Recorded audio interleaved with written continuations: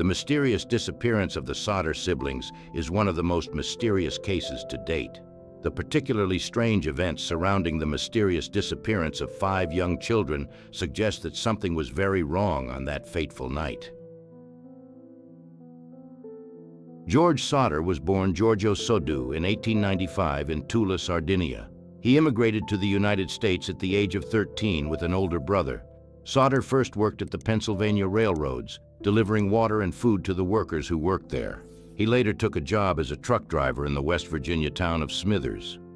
After a few years, he started his own business, which became very successful in time. It was here that he met Jenny Cipriani, the daughter of a local shopkeeper who had also moved to the U.S. from Italy, and they later married. The couple settled 2 miles from Fayetteville, a town densely populated by Italian immigrants, where they moved into a wood-frame single-family house. In 1923, their first of 10 children was born. George's business prospered. As one local official said, they were the most respected middle-class family in the area. Although, however much respect the Sodders may have had, George often incurred the displeasure of the Italian immigrant community with his dislike of Mussolini, which he was never afraid to voice. The last of the Sodder children, Sylvia, was born in 1943, by which time the eldest son, Joe, had already served in World War II. During the years of peace, the couple had 10 children in all. Everything was perfect until Christmas 1945, when in one night the life of the family became a nightmare. The Sodders received a visit from an insurance agent who, after George refused the agent's offer of life insurance, threatened him on his departure, referring to the man's Italian heritage and telling him, "Your house will burn and your children will die, and you deserve it because of Mussolini." 1945, a few weeks before the tragedy. The Sodders were visited by a man who knocked on the door, apparently looking for a job, but the head of the family sent him away, saying that they were unable to hire any more workers for the company at the moment. The man pointed to the fuse box in anger and said, "One day, some fuses in this house will cause a fire." George was shocked by the statement, as they had just finished rebuilding the house, which had been necessary because of the installation of an electric stove. And after the work was completed, the electricity company's experts deemed the electrical network safe. Although George believed that they were only trying to scare him out of malice, he had the fuses checked by electricians the next day to be sure, and they found everything in order. But the weirdness didn't end there. The family's older sons noticed a strange car parked on the side of the main road, its occupants watching the Sodder children return home from school. Though there were omens, if they could be considered omens, the Sodder family's Christmas Eve was exactly like the others in the area, except that the eldest son was away from his family because of military service. The younger children, Morris, 14, Martha, 12, Louis, 9, Jenny, 8, and Betty, 5, were able to stay up a little longer because their mother allowed them to go to bed later and play with their newly received toys. They were looked after by eldest sister Marion, who worked at the local 10-cent store. The older boys, John, 23, and George Jr., 16, went to bed early as they spent the whole day with their father. Around 10 p.m., the mother, Jenny, took her 2-year-old daughter, Sylvia, to bed and then went to bed herself. Jenny was half asleep when she woke at about 12:30 to a ringing phone call from George's office. She went downstairs and picked up the phone. On the other end of the line was a woman with an unfamiliar voice, calling for someone Jenny didn't know. Jenny could hear the sound of clinking glasses in the background, and the unknown woman finally just said that she must have misdialed then and hung up with a strange laugh. She didn't pay much attention to the call and decided to go back to sleep. But then she noticed that, although the house was quiet, the lights were still on, and the curtains were not drawn. Marion, who had been looking after the children, was asleep on the sofa in the living room, so Jenny thought that the children must have gone upstairs to their room to sleep. She drew the curtains, turned off the lights, and went back to sleep. But at 1 in the morning she woke up again. He heard an unusually loud banging noise followed by a rolling sound. It was as if some heavy object was rolling down the tin roof. When the sound stopped, silence returned. She paid no attention and soon fell back asleep. After another half an hour, at about 1:30 in the morning, she was alerted to smoke in the room and quickly woke her husband. They soon realized the fire was coming from George's office. George immediately woke his eldest sons. By the time they got as far as going upstairs to the younger children, the stairs had already been on fire, so they couldn't get up to them. They immediately tried to call the fire brigade from another phone, but the line was dead. Both parents and their 4 children, Marion, Sylvia, John, and George Jr., escaped the house. They shouted to their children upstairs from outside, but received no response or any sign of life. But before we go any further, I'd like to ask you to subscribe to my channel and press the bell to be notified of my future uploads. Thank you. Marion ran over to the neighbor's house to call the fire brigade, but it turned out that there was no line at the neighbor's house either. So did a driver who spotted the fire on the main road and ran to a pub to phone. The line was dead there too. This driver was able to call the fire brigade from another phone in the town center. George decided to lean the ladder against the roof window to climb up to the children, but the ladder was not in the usual place and was nowhere to be found. The man then rushed to the reservoir barrel, where he wanted to use the water to put out the fire, but the winter cold had frozen the water. As a last resort, he thought he would park one of his trucks, which he used in his business, outside the house and drive to the window, but to his surprise, neither truck started, despite the fact that both had been working perfectly the day before. The Sodder family members who had escaped had no choice but to watch their house burn to the ground and then collapse for the next 45 minutes. The fire brigade arrived too late, as they were short-staffed due to the on-call for the World War and simply could not find a driver fast enough to drive the fire engines. The firefighters, one of whom was Jenny's brother, could only search the ashes of the house for the bodies of the children. At 10 a.m., F.J. Morris, the fire department chief, told George that no victims had been found under the rubble. According to another report, some internal organs and bone fragments were found, but they decided not to tell the family. Which of these is true, we will never know, although it seems completely illogical to conceal such a thing. Fire Chief Morris has hinted that he believes the fire was hot enough to cause the children's bodies to completely decompose. Morris asked the family to leave the scene and not to return until officials had conducted a more thorough examination of the remains of the house. The investigation was carried out by a team assembled by the local coroner, who determined a few days later that the fire was caused by faulty wiring. A death certificate for the missing children was issued on the 30th of December, and a funeral was held on the 2nd of January 1946, despite the fact that the bodies had not been found. After the mourning, as the remaining members of the family tried to rebuild their lives, George reviewed all the reports of the fire and the faulty wiring that had been found during the investigation. Wondering if faulty wiring had caused the fire, how was it possible that the Christmas bulbs and decorative lights were still glowing in the house when the fire had not yet completely consumed the building? In that case, the cables should have burnt out. Later, they also found the ladder that the head of the family had searched in vain for on that fateful night. It was lying at the bottom of an embankment 7 meters from the house, but they had no idea how it had got there. However, a few more oddities were later discovered. A telephone repairman found that the phone line was not working because the cable had been cut and not because it had been burnt in the fire, as originally thought. It must have been someone who was able to climb the 4.3-meter telephone pole. A man was also arrested who was seen by neighbors at the time of the fire and who eventually confessed to stealing several items from houses in the area, taking advantage of the disarray. He claimed that he had only wanted to steal cable and had only cut the wire because he thought it was an electrical wire, and denied having anything to do with the fire. Jenny Sodder could never accept Fire Chief Morris's claim that the bodies of her children were completely consumed in the fire, as several household items were found burnt in the ashes, but still in a recognizable state, as were pieces of tin roofing.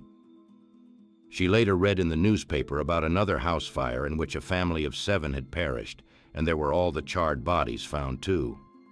Jenny also spoke to an employee at the local crematorium who said that cremation involves burning the bodies for at least 2 hours at 1090 degrees Celsius, which is a much higher temperature and a much longer time than the house fire, and that in most cases, human bones are still preserved. They also tried to explain why the trucks did not start on that fateful night. George Sodder thought it was probably the same man who had cut the telephone wires, although this was never proved. Some believe the mysterious phone call is also linked to the fire and the disappearance of the children without trace. Investigators later found the mystery woman, who confirmed that it was indeed a misdial on her part. Investigators were unable to link the woman to the tragedy in any other way. Subsequent events. In the spring after the tragedy, the family had the remains of the house bulldozed and covered with earth, and Jenny Sodder created a memorial garden on the site, which she tended for the rest of her life. It has also been proven that the fire was not caused by a malfunction of the electrical system, but by deliberate arson.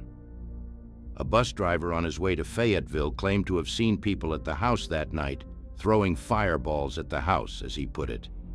This seems to be confirmed by the fact that Sylvia, the youngest child, found a small, dark green, rubbery object in a bush a few months later when the snow had melted.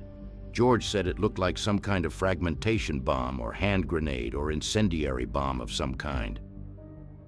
He also remembered his wife's observation that something had bounced off the roof that night and rolled across it. They were therefore certain that the fire had started on the roof, contrary to the fire chief's claim, and not in the house, although there was no way of proving this at the time. Other witnesses claimed to have seen the children themselves after the incident. One woman, for example, said that while watching the fire, she noticed a passing car with the children in it. Another woman said that she was serving the children at a snack bar at a rest stop between Fayetteville and Charleston the next morning.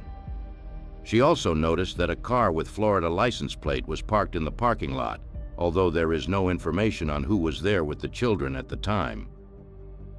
George Sodder hired a private investigator named C.C. Tinsley of nearby Gawley Bridge to look into the matter. The detective learned that the insurance agent who had threatened George 2 months before the incident that his house would burn down and his children would die was a member of the investigating committee that had blamed the faulty wiring. He also discovered that, contrary to what had been claimed, something had been found in the ashes, a heart that had been secretly put in a metal box by the fire chief himself, Morris. When approached by George Sodder and the detective, Morris admitted that this was indeed the case and offered to show where he had buried the organ. After the metal box was dug up, the heart inside was examined by an expert who found that it was in fact a bovine liver, not a human heart, and that it had never been in contact with any fire. This is interesting in itself, how Morris could have confused a liver with a heart in the first place. Later, rumors began to circulate that Morris himself had allegedly placed the liver in the ashes so that the Sodders could find it, reassured that their children were dead and not missing, and thus put the tragedy behind them.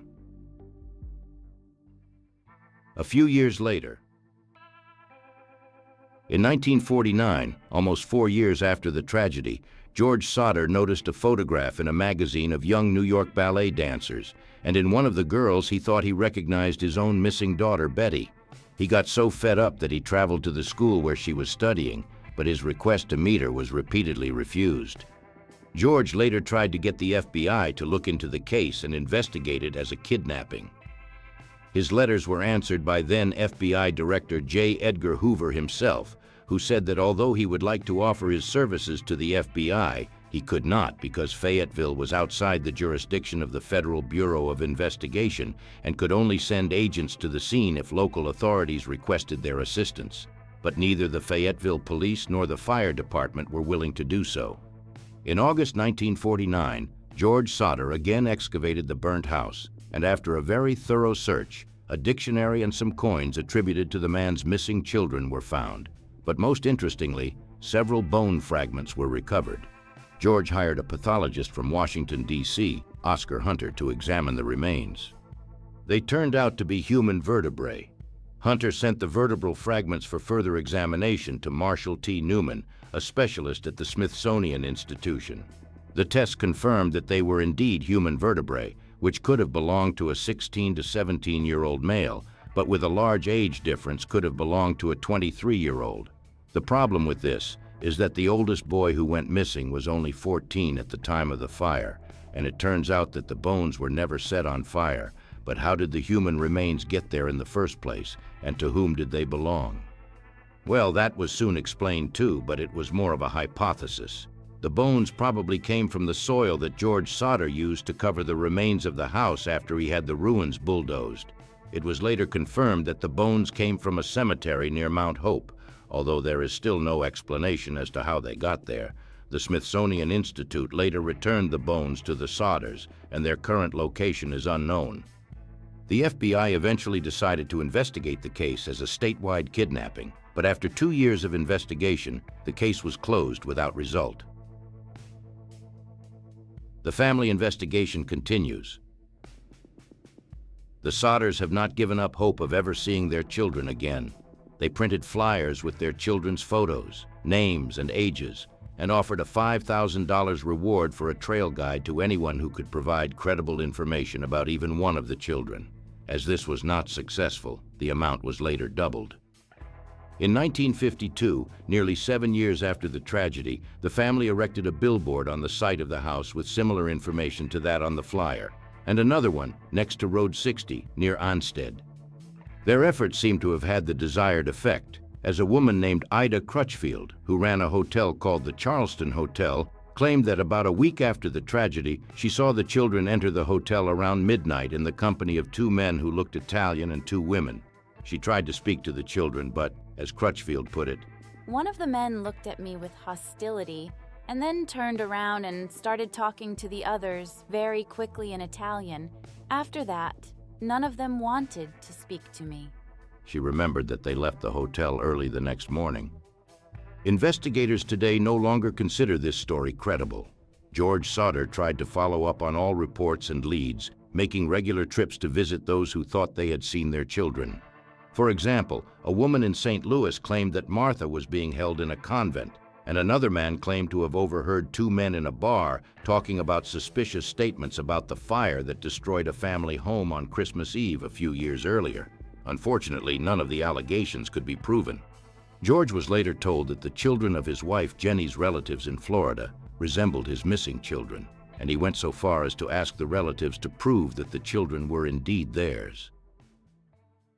In 1967, 22 years after the incident, a woman from Houston wrote a letter to the family telling them that she knew Louis Sodder, whom she had met by chance and who had drunkenly revealed his true identity to her after a night of drinking. She added that Louis and the other missing boy, Morris, both lived somewhere in Texas. George traveled there with his son-in-law, Grover Paxton, but eventually they were unable to speak to the woman. They contacted the local police, who were helpful and eventually located the 2 men, who denied being the Sodders' sons. Years later, Paxton said that after that he was plagued by constant doubts, not at all sure that they were not the Sodder boys. In the same year, an event occurred that convinced George Sodder that at least one of their sons, Louis, was still alive. One day, Jenny received a letter sealed in Central City, Kentucky, with no indication of the sender. The envelope contained a photograph of a young man of about 30 years of age, who might indeed have looked like the adult Louis, in the case he survived the fire. The back of the photo read, "Louis Sodder, I love my brother Frankie, Lil Boys, a 90,132 or 35. The Sodders then hired another private detective to try to find out about the sender. The detective went to Central City, but not only did he never report back to the Sodders, he disappeared without a trace. Nevertheless, the picture, a copy of which was posted on the bulletin boards, gave the family new hope. The original picture was placed above their fireplace.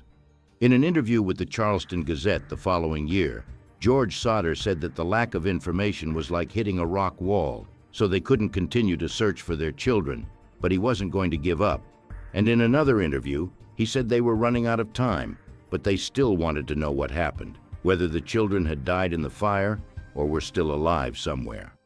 George finally died in 1969, and Jenny and her children, except for John, who never spoke of the fateful night, only said that they had to accept their fate and go on living, still searching for answers.